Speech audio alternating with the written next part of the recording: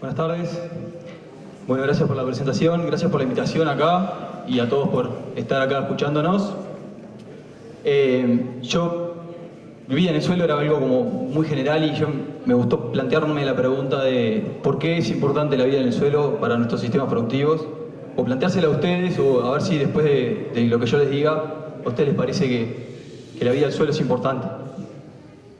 Y integro SOSEI, que acá quedó muy chiquito, pero dice regenerando la vida del suelo.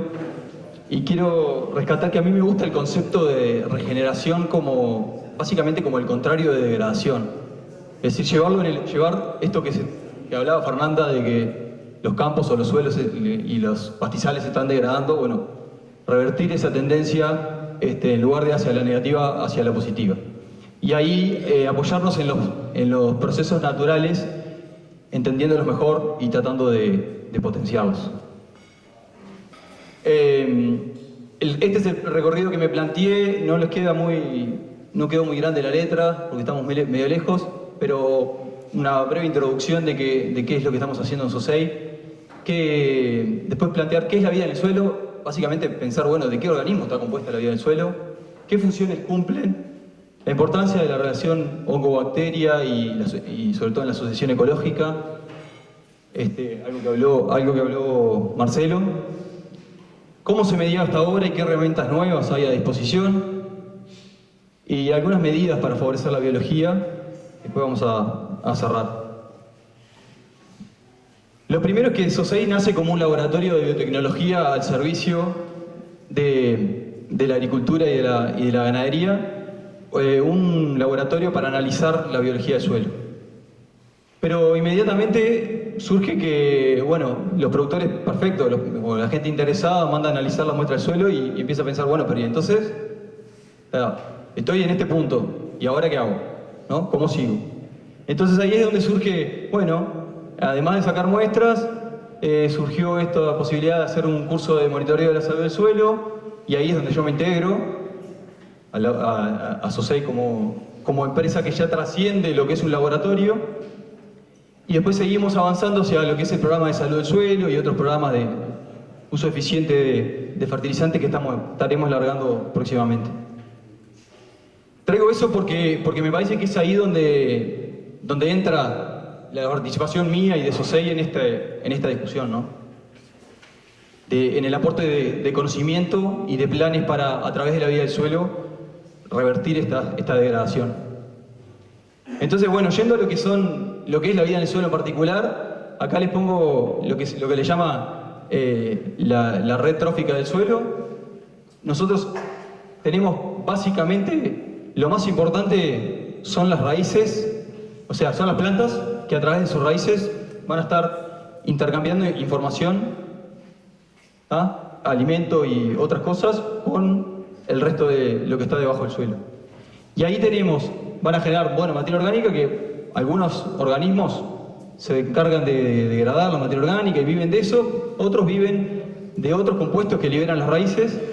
Entonces tenemos lo que son las bacterias, lo que son los hongos, los nematodos y los protozoarios. Son como los cuatro grupos funcionales grandes que son microscópicos y por lo tanto generalmente los teníamos bastante olvidados, ¿sí?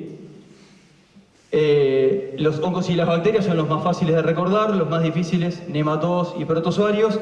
En cuanto a sus funciones, que ahora las vamos a ver un poquito, vamos a ver que ya los protozoarios y los nematodos están como un poquito más avanzados en la red y básicamente se comen a los otros, ¿sí? Pero después, bueno, a esos mismos también, como toda red trófica, están los artrópodos o los microartrópodos, que también se alimentan de estos. A su vez, los artrópodos, bueno, hay varios niveles, ¿no? Las arañas se comen otros más chiquitos, y a su vez las aves y otros mamíferos se comen a ellos mismos. Por lo tanto, tenemos toda una red de la cual nosotros solo veíamos hasta ahora algunos artrópodos más grandes y las aves y los mamíferos, pero resulta que teníamos todo esto escondido que no le hemos dado tanta importancia. Y acá unas fotos, ahora se ve un poquito mejor, estos son fotos del microscopio directamente analizando muestras de suelo. Esto es un nematodo. Esto acá es una hifa de hongo. Esto es largo como un látigo. ¿Tá? Después tenemos muchos de los puntitos esos chiquititos así, medio vacíos, son bacterias. Esto es una ameba, que es un protozoario. Esto es otro. Y acá tenemos otra cosa importante que miramos en las muestras de suelo, son agregados. ¿Sí? Esta muestra, por ejemplo, esa muestra, por ejemplo, no tiene casi agregados y sin embargo esta tiene unos lindos agregados de suelo. Entonces todo eso es lo que encontramos debajo del suelo. Pero detengámonos un poquito más en las funciones que cumplen. Y acá yo pongo entre paréntesis si conocemos, porque en realidad esto es una rama del conocimiento que está creciendo día a día. Y bueno, entonces, para empezar, lo que reconocemos es que la planta es la entrada de energía a todo ese ecosistema que está bajo el suelo.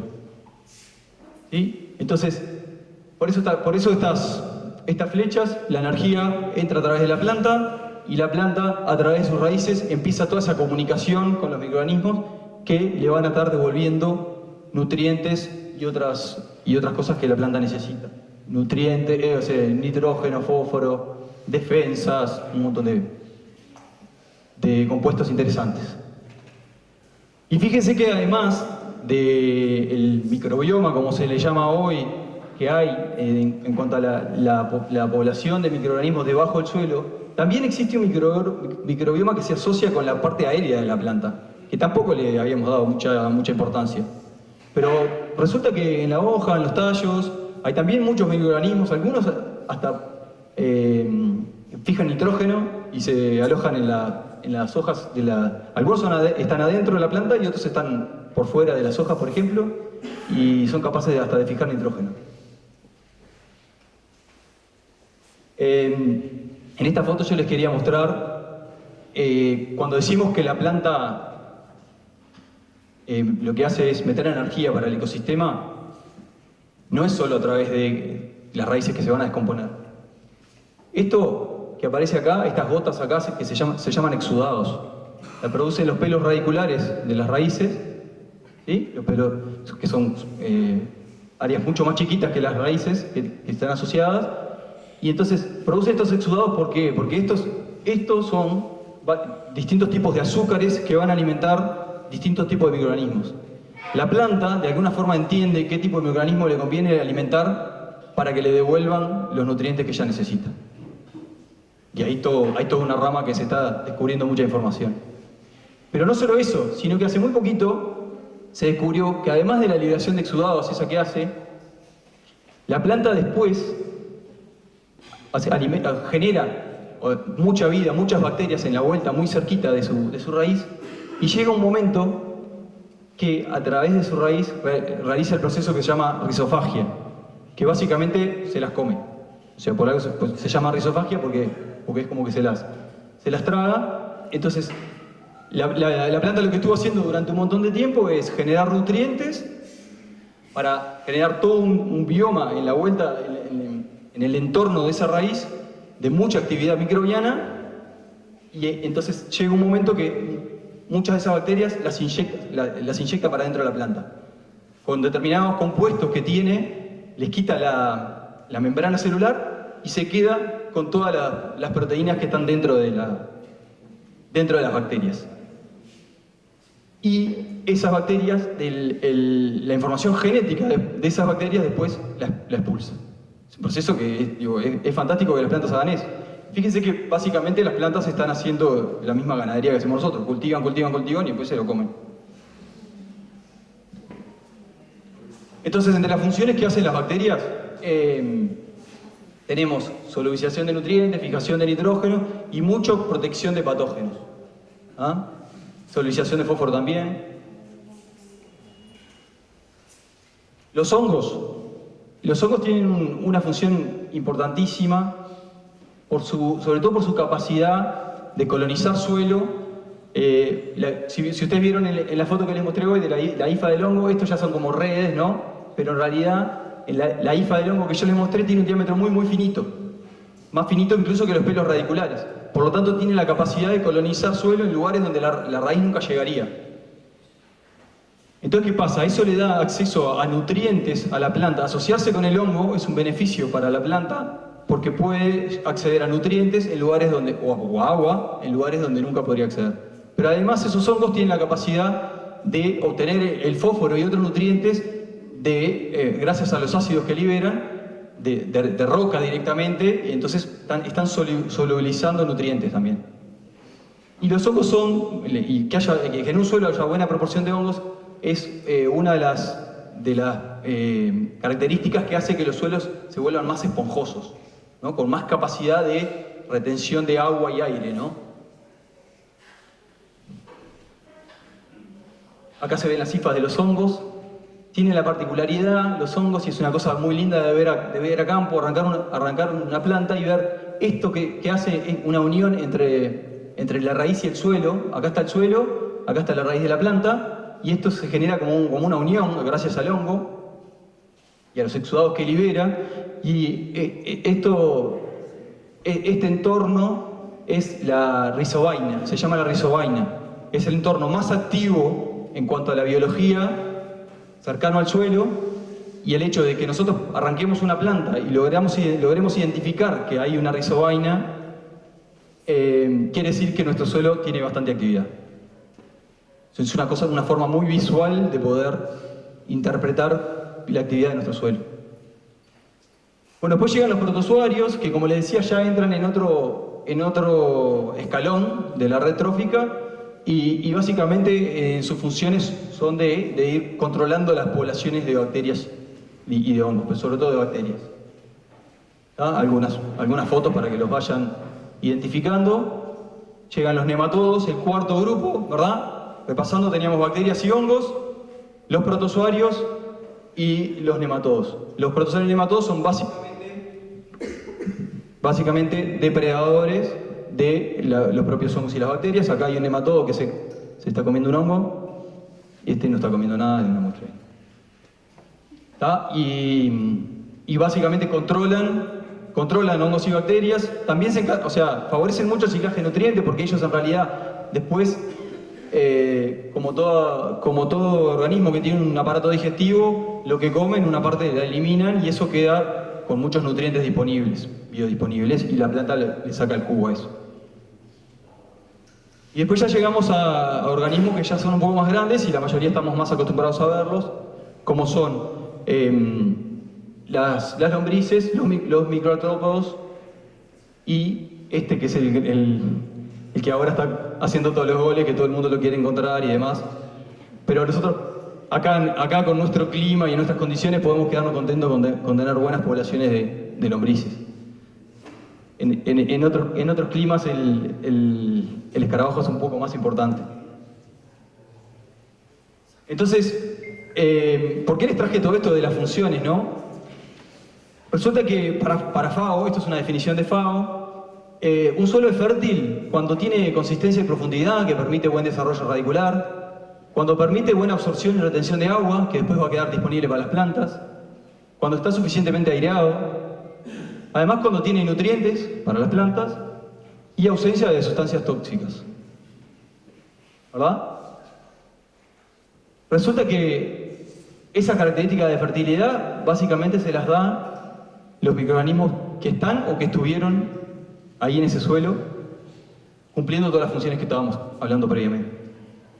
Entonces nosotros decimos que un suelo fértil es un suelo vivo, o por lo menos que estuvo vivo durante mucho tiempo, con muy buena actividad microbiana, y capaz que ahora lo estamos cascoteando, pero en la medida que potenciemos la vida y la biología, vamos a poder empezar a regenerarlo. Entonces decimos que el suelo vivo construye fertilidad. Fíjense los agregados asociados a las raíces. Las raíces ahí no se nota mucho en la foto, pero también hay algunas que tienen, no todas, hay algunas que tienen rizovainas, que es la película de suelo adherida a la raíz. ¿Sí? Si arranco la raíz está blanca, no tiene rizovainas. Si la veo como con una película de suelo adherida, esa es la rizovaina y me está indicando buena actividad. Entonces, ¿qué me permite? ¿Qué me da?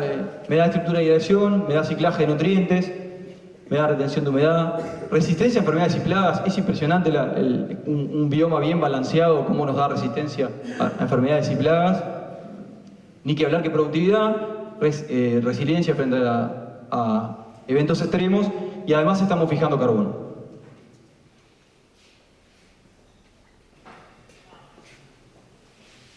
Y acá quiero plantear, esto sería lo que hoy comentaba Marcelo de sucesión primaria, ¿sí? Partimos de la situación de la roca y ahí empiezan a aparecer las primeras bacterias. Las bacterias empiezan a generar un ambiente en el cual algunas plantas muy pequeñas todavía, pioneras, probablemente anuales, de ciclos muy cortos, empiezan a poder crecer, encuentran un ambiente de interacción con esas bacterias. De a poquito se va generando un poquito más de material, de acumulación de materia orgánica, y empiezan a aparecer los primeros hongos, también a asociarse, y entonces vamos avanzando en la sucesión de especies, primero pioneras de ciclos cortos, a ya después que se acumuló bastante material, empiezan a aparecer algunas especies más perennes. Esas especies más perennes, a su vez, se empiezan a asociar más con los hongos y a producir más material para que los hongos degraden. Y nosotros en los pastizales tendemos a quedarnos en un equilibrio por aquí, que está entre el 0,1 y 1 de relación entre hongos y bacterias. Acá, fíjense acá, donde dice balanceado, sería como la misma cantidad, una relación 1 a 1 de hongos y bacterias. Nosotros, con estar en este entorno, para los pastizales nos mantenemos en un área de pastizales productivos. Si estamos muy acá, ¿qué es lo que generalmente pasa cuando hacemos algún disturbio importante, como una aplicación de herbicida, cuando ocurre erosión, un fuego? ¿Sí? Si estamos acá, generalmente nuestro campo se vuelca mucho a la población de bacterias, perdemos el equilibrio de esos 4 componentes principales de la vida del suelo, y entonces nuestro suelo pierde esa esponjosidad que tiene gracias a los hongos y demás, y tenemos un ambiente mucho más favorable para especies anuales de ciclo corto. Y ahí recuerden lo que son las malezas, la capacidad de crecimiento rápido que tienen, de captar nutrientes muy rápido y demás. Vienen a esos ambientes.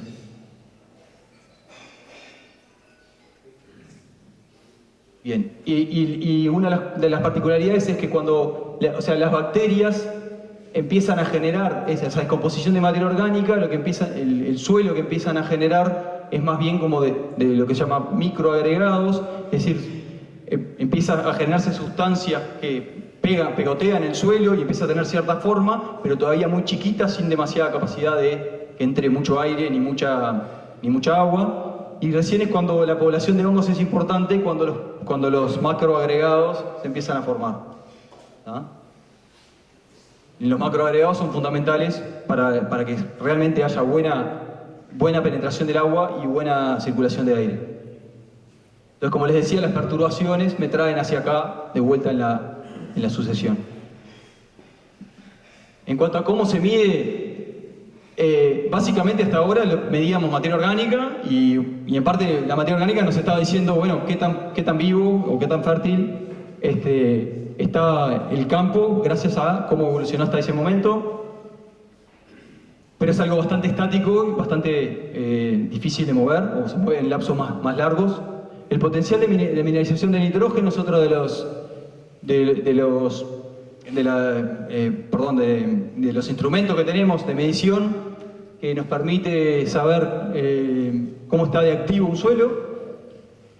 Hay otro que es la cromatografía, que es para medir, cualitativamente es bien interesante, pero es difícil de leer y de interpretar.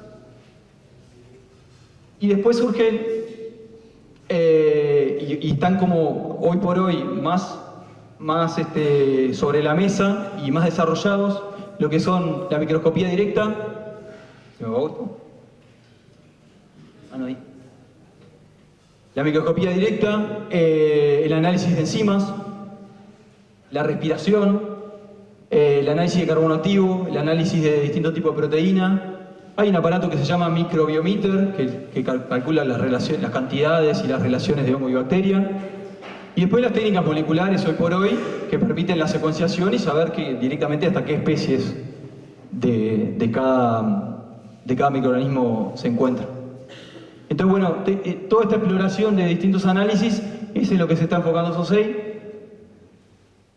Nos permite conocer bastante más de lo que está pasando y sobre todo bastante más en el momento, ¿no? Podemos conocer lo que está pasando hoy y por lo tanto además este proceso nos dice lo que va a pasar en el futuro cercano. Nos está como pudiendo decir algo sobre la evolución. Entonces, en base a varios análisis, lo que hoy por hoy estamos desarrollando desde SOSEI es un índice de fertilidad biológica, es decir, agarrar varios de estos, las enzimas, la relación oncobacteria, el carbono lábil, y decir, bueno, tenemos referencias, más de 500 muestras, 3 años y 4 bioindicadores.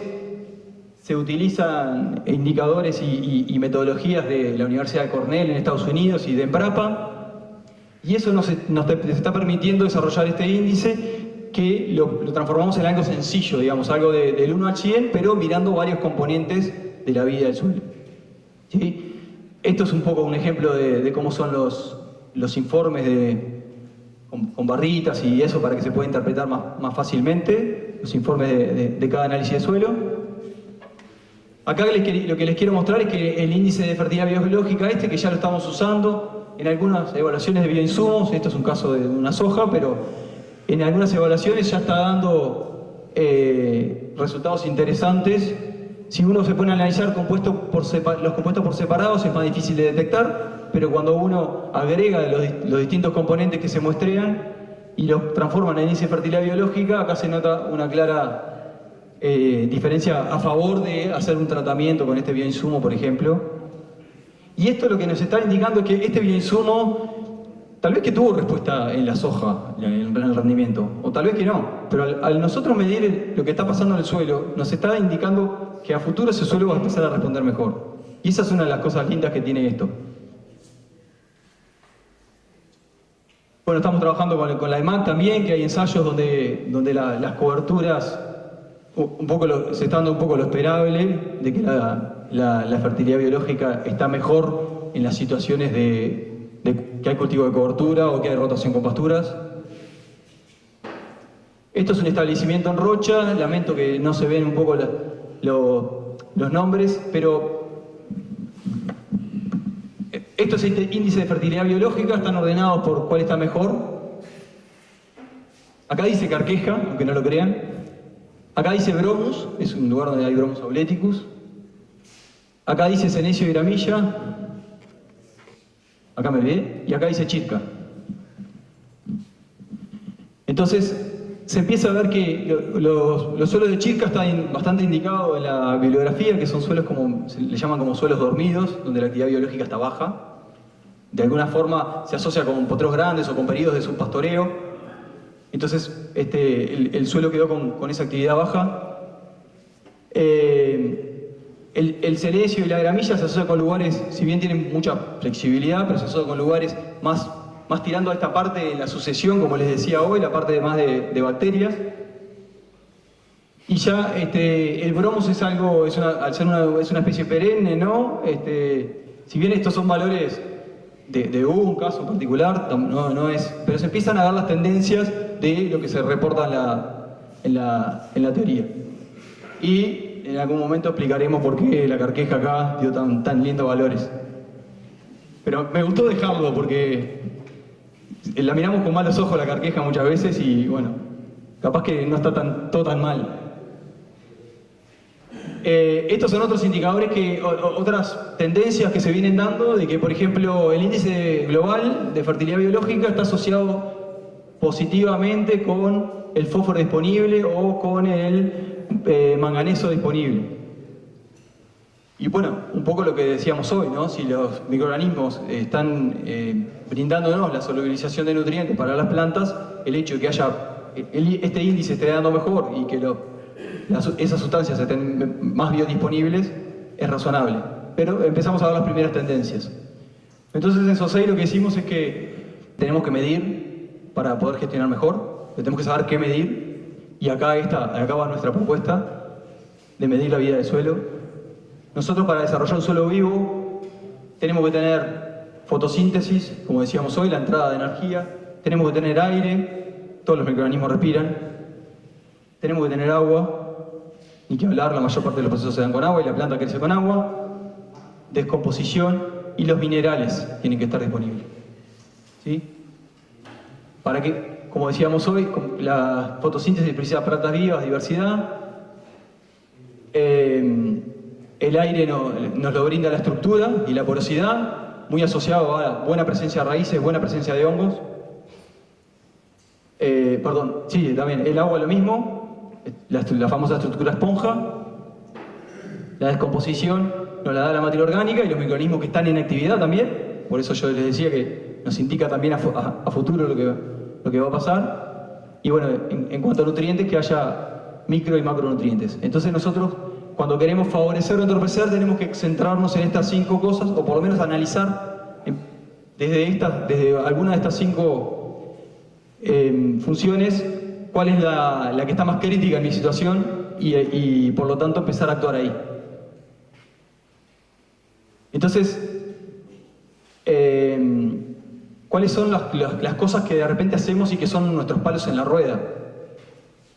Y ahí lo más típico es el exceso de fertilización, que nos inhibe los procesos que naturalmente la biología iba a estar dando. Tanto las bacterias como los hongos, eso es muy claro.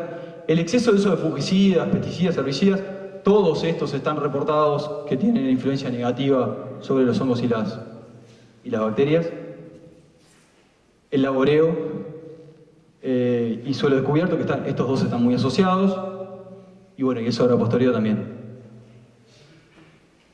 Pero entonces, ¿cómo ponemos la rueda a girar un poco y favorecemos esa regeneración que se podría dar a través de la naturaleza, pero con nuestra ayuda, entendiéndola? Que haya cobertura 100%, incorporar diversidad, manejar remanentes en el caso de las pasturas, utilizar bioinsumos o bioestimulantes, es una buena opción, utilizar fertilizantes orgánicos, y después, bueno, ser más eficiente en el uso de los fertilizantes que usamos. Respecto de los fertilizantes orgánicos, les quería mostrar esto. Esto fue un ensayo en trigo que se hizo, que querían evaluar distintos compost, y lo que les pasaba es que los compost tenían distinta cantidad de nitrógeno. Entonces no tuvieron mejor idea que al que le faltaba nitrógeno, al ensayo, aplicarle antes urea para emparejar los niveles de nitrógeno de los distintos compost. Entonces lo que pasó fue esto. El ensayo que tenía urea,